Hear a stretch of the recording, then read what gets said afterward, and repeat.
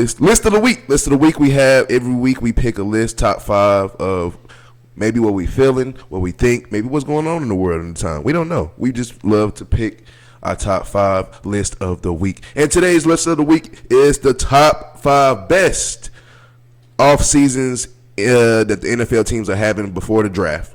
So who's having the best off season before the draft right now as an NFL team? Who we got? All right, so this is basically just obviously free agency. Yes. There have been some trades, but oddly enough, there's been no trades of first-round draft picks so far. Which is still crazy. Really weird, especially in a year where, at least to me, like the quarterback draft ain't really that strong. Exactly. But anywho, so top 5 teams that improved during free agency. Mm-hmm. So we'll start with number 5, and I'm going to go the Minnesota Vikings. Okay.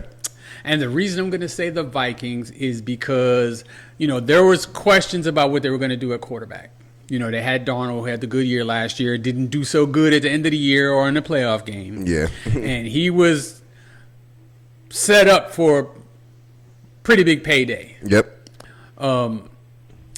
They had also drafted J.J. McCarthy the year before that, who got hurt in the preseason, missed all of last year. So they, I guess, believe that they believe something in J.J. McCarthy. Yeah, and of course they had a whole year of Sam Darnold. So if they're not willing to give him the bag, I guess there's something they saw with him that made him say, I don't know if he's the one. I just pray that J.J. McCarthy is at least decent enough. But in any case, they avoided spending $150+ million on Sam Darnold, using their last year's first round draft pick. There's still talk that they may get Aaron Rodgers. I hope they don't do that to themselves. But anywho, they bought back Aaron Jones. Yes. They addressed some deficiencies on their defensive line and on their offensive line. Okay. They actually already have a really good roster. Yep. They probably have, outside of Cincinnati, the best receiver duo in the league with Jefferson and Addison. Yes. And then you add in Hawkinson, a full season of Hawkinson for J.J. McCarthy, I think. That's a two receiver and a tight end trio. And then Adam Jones is good out of the backfield too. Oh, yeah, for sure. So I have them at number 5. They didn't do a whole lot, but I actually think they improved their team. Number 4 is the Chicago Bears. I know who's going to love you saying that. I do too. Now, of course, they drafted Caleb Williams last year. Mm-hmm. Big expectations for him. Yes. Didn't necessarily live up to it last year. Do you blame that he's just not that good last year, or you think that just that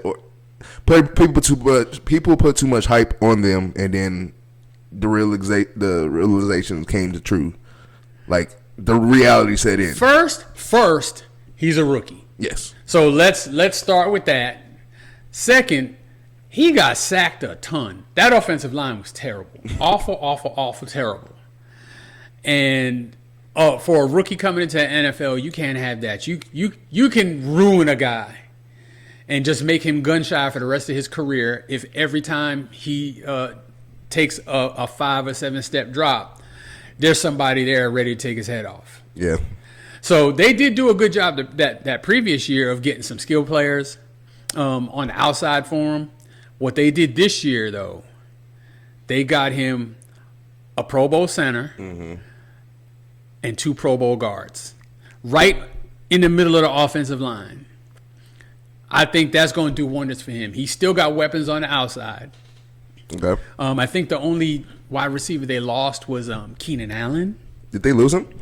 He's a free agent. They haven't re-signed him, and they probably won't. They paid a lot of money for those 3 interior linemen. And then, they addressed a couple of needs on their defensive line. I think they're setting themselves up for a much better season next year. I had them picked as a playoff team last year. I don't know next year because that division is still so tough. hard. But I think we're going to see major steps forward for Caleb and with the new coach. I think they'll do better, much better next season. So I got them at 4. Number 3, I have the Denver Broncos. Denver. Denver. Okay. Yes. Let me hear that. So there's two moves they made that I really, really liked. And one, I can't even pronounce his name, but he was the safety from San Francisco. And they signed him. Wait, the dude with the long hair? Yes. Yeah, I know who you're talking about. I can't- I don't know. They signed him? Huh? They signed him? Either they signed him or they traded for him. I can't remember what exactly they did, but he's a Bronco now. Wow. And so they have him. They have Patrick Surtain, who was the defensive player of the year at cornerback. Their secondary is nasty, dude. Mm-hmm. And then they got Greenlaw. Remember the linebacker from the Niners hurt himself in the Super Bowl running into the game from the sideline. That still is. But dude can play. And I think they gave him a 1-year deal. It's not crazy expensive. I think they upgraded that side of the ball. You get another year of Bo Nix in the system with Sean Payton. Mm-hmm. I think they're looking up. They didn't really lose any major pieces. They are salary cap strapped, so they're kind of handcuffed somewhat. Mm-hmm. From the Russell Wilson, yeah. Right. So I think maybe next year they're still be suffering a little bit from the salary cap because of that, but they've still put together a pretty good team. Being handcuffed by that. Talanoia Hufanga. Hufanga is the safety. Yes. He's cold. I love him. That dude's outrageous. Monster, dude. That's outrageous. Now there is injury concerns with those two guys, but when they play, they're lights out, both of them. So Denver. Hold on, I didn't know. Number 2, my Washington Redskins. Okay, Commanders, AKA whatever. I'm stuck on Redskins. Redskins Commanders. Okay. Okay, so of course we had maybe the best rookie quarterback season in the history of the NFL. With Jaden Daniels last year made the NFC Championship game. I wish you would have went to the Super Bowl, but just out of the blue, with pretty mediocre roster. If you take him away, we're not anything close to a playoff team. Oh, damn. So there's some things we needed to address. One is the offensive line. You're in the same division with Philadelphia Eagles and that D-line. And Micah Parsons.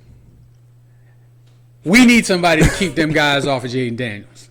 So we went out and traded. And not only do you play them, you play them twice a year. Yeah. And so we went out and we traded for Laramie Tunsil. Mm-hmm. We did need a real good, reliable second receiver. So we traded for Deebo Samuel. Yeah. He's not the savior. And, of course, Scary Terry's the number one guy. We all know this. But the things that Deebo can do and him being the second receiver, not having to really be the main guy, I think that's going to do wonders for our offense. Them offensive packages about to be crazy. We also addressed a couple of other spots on the offensive line. You re-sign Zach Ertz? We re-signed Zach Ertz. That was kind of huge. There was a running back, Christian Gonzalez. We re-signed him. Still got Brian Robinson, right? Still have Brian Robinson. Okay. We have not to this point signed back Austin Eckler. It doesn't look like we will. I don't think we have to. We just have to have him. Now that you have Deebo, you really don't need Austin Eckler. Now, Austin Eckler is good for the locker room. Well, that and I mean, of course, we do have draft picks, and we can draft a running back, or we can sign a running back. It's we're talking about like your third string running back at this point, because since we signed Gonzalez back, I think he's going to step into that number 2 role. On the defensive side, I still think it would be crazy if y'all drafted Cam Scatterboo. That would be crazy, but I know you're not, but that would be. We definitely not with the first pick. That's for sure. Yeah. He's not going in the first round. But on the defensive side of the ball, we got some defensive ends. We got there's a safety we picked up. It escapes my brain right now. He's actually pretty good. We need help like pretty much on all 3 levels of our defense, and all 3 of them were addressed somehow, some way in free agency. And I think with Jaden Daniels being better protected and having better weapons, even though the one thing I didn't like is that we lost Denami Brown, The wide receiver. yeah, I didn't- that was kind of huge for y'all. I didn't like that. But, of course, we are in a salary cap league, and when you take on Debo, Are you keeping Dotson? Dotson, we traded him last year with the Eagles. He was on the Eagles last year. Was he on He was the their third wide receiver last year. Okay, I don't know why I thought. Okay, yeah. Now, So I think with Jaden Daniels being better protected, of course, people are saying that he's probably not going to be as good next year because there's a full year of tape, and that may or may not be true.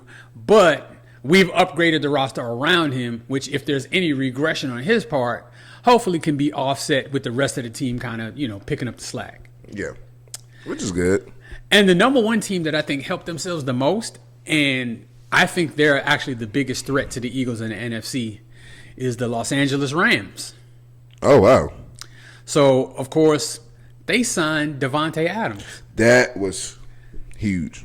Huge. The man can still play. Oh yeah, no. So yeah. he's 32 years old, and I think technically, just technically, I'm not talking about speed and all the spectacular stuff, but the route running, the precision, knowing the game, he's still at the top of his game. Of course. And that's like that'll make him like top 5. And it's not, I mean, like I try not to throw shade on NFL teams because like when you're in the NFL, NBA, everybody's good, but some teams have to be bad, and you went 2 or 3 straight years. Raiders, Jets, 2 of the worst right now organizations right now. Yeah. And people are judging because of his stints in He those. still two had games. stats with the Raiders. He He had stats with the Jets. dude, did he hit like 1,000 yards both years with the Jets? Well, he was only with the Jets this past season, and only for part of the year. I'm not sure exactly what his stats were because I know he missed some games. Mm-hmm. So I don't think last year he got 1,000. But the previous year with the Raiders, I'm pretty sure he did. And I think the year before that, I know he did. Like, he was an all-pro one year with the Raiders. And, like, they don't have a quarterback. At all. So they upgraded the wide receiver core. The fact they thought him and Derek Carr. And then it was looking for a while like they were going to lose Stafford. I thought Stafford was. No lie, I saw one report where I was like, I even put it in my mind that Stafford was going to the Giants. They looked like they were going to move on from Stafford. So I thought he was going to the Giants. they smoothed that out, and he's staying. And, of course, Stafford's up there in years, so, you can't necessarily count on him maybe for the next 5 years or anything like that. But for next year, For next year, for a Super Bowl ring, yeah, for next year, I'll take him. And then, they held on. Puka Nacua is just a badass. that dude he's a motherfucker. He is a badass. Kyron Williams, that's another badass. Yes. Both offensive and defensive lines are pretty good. They're pretty good at tight end. They didn't give up a whole lot in free agency. They have a young, talented defense. I believe that they're the number one threat to the Philadelphia Eagles, and it would not surprise me at all if they made the Super Bowl again. And if you think about it too, really, to be honest, the Rams was a couple of plays. If it go their way, they beat the Eagles. In the playoffs, there was really the only team that gave the Eagles a game. Exactly, and they was a couple. If it goes the Rams' way, they beat the And Eagles. they in probably Philly. should have won that game. They had a couple of stupid fumbles. That's what I'm saying. A couple of plays. Yeah, they should have won that game in the snow in Philadelphia. In the Philly. Los Angeles Rams, who play indoors in Inglewood, Almost came to Philly. should have won that game and actually had a chance at the end of the game to win it. They just didn't get it done. But But no, you hit that. You hit that right on. I think they're primed for a big year next year, and they absolutely helped themselves. They get Cooper Kupp gone, Yes. and they bring in Devontae. And Even though I wish if you was able to put together Cooper Kupp, Puka Nacua, and Devontae, that's automatic Super Bowl. hey, I know it's not. I know there's it's not. a salary but cap, and of course, one of the reasons why they didn't know if they was going to keep Stafford is because of his previous deal, previous to the one they just reworked with him. He was only going to make $27 million this year, and so obviously when they reworked that deal, that's increasing his cap number this year. So They really couldn't afford to, even if they wanted to, even before they even got Devontae, they had announced that they were going to move on from Cooper Kupp, yeah. And I mean, he was phenomenal for them. But it's a business, and if you're not producing at the same level, a lot of the times, you got to move on from, especially if they're making a whole ton of money.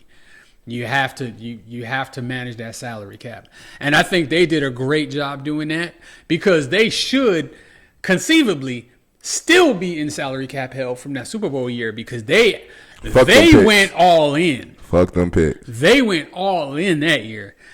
By the way, Dallas Cowboys, that's how you go all in. That's exactly how you go all in. Now, dude, one more thing before we go. Obviously, like I was just saying, they said fuck them picks. They went all in on Matthew Stafford, and now they have a chance this year of actually being good again, Super Bowl contending again. Of course, we know who Matthew Stafford is, but do you think that Sean McVay should start getting more recognition as a great head coach in the league? I think he's already got that. I mean, dude, he's a Super Bowl winning coach. There's not that many of them in the NFL right now, dude. So, I mean, I'm talking about like we're starting to get to close to, like, not all time, but like we can start putting up resumes. If he wins another one, we can start talking about all time. I think, he's definitely top 5, maybe top 3 in the NFL, like right now. Yeah. So I mean, he gets his props as a coach. I put him over Matt LaFleur, and I think Matt LaFleur is one of the greatest coaches right now. Matt LaFleur ain't won the Super Bowl. I know that's what I'm saying. But he's had the number 1 team how many years? Who, Matt LaFleur? Yeah. The number 1 team. Yeah, before Aaron Rodgers. I mean, but that was the thing. They kept losing. They was number 1 in the NFC. Rodgers. But I mean, I like LaFleur, and I do think he's an outstanding coach. Yeah, I think he's better. I don't think there's anybody who would say that McVay is not as good as LaFleur. I think he's way better than LaFleur. I mean, they was screaming it not too long ago. I mean, it's going to be interesting to see what the Rams do after Stafford. You know that day's coming, and it's coming soon. I think by that time they'll probably have drafted a quarterback that Sean McVay wants. Well, I mean, the thing is, because Sean McVay is not. If you're always good and you're picking in the 20s, you're not going to get an upper echelon quarterback. Generally speaking, I mean, if you look at where you go through the divisions right now, almost all the quarterbacks on every team are first-round picks. Yeah. Just about all of them. And I can pick a few of them who aren't, like Will Levis is not. Jalen Hurts wasn't. No. Geno Smith wasn't. But Brock Purdy, of course, definitely was 7th. That was an absolute steal. But the vast majority, I would say probably about 80% of the quarterbacks in the NFL are first-round picks. And then when you look at where they're picked in the first round, they're almost always picked in the top 10. The only one that I say that was a first-round pick that literally was people didn't have hope for him, and he was a late first round, was Lamar Jackson. Yeah. And he was picked, 31st, 32nd? 31st or 32nd. Yeah, something like that. And now 3 MVPs. And he 2. He didn't get the last one. That was Josh Allen. Josh Allen. I'm sorry. Yeah, he should have got it. 3 MVPs.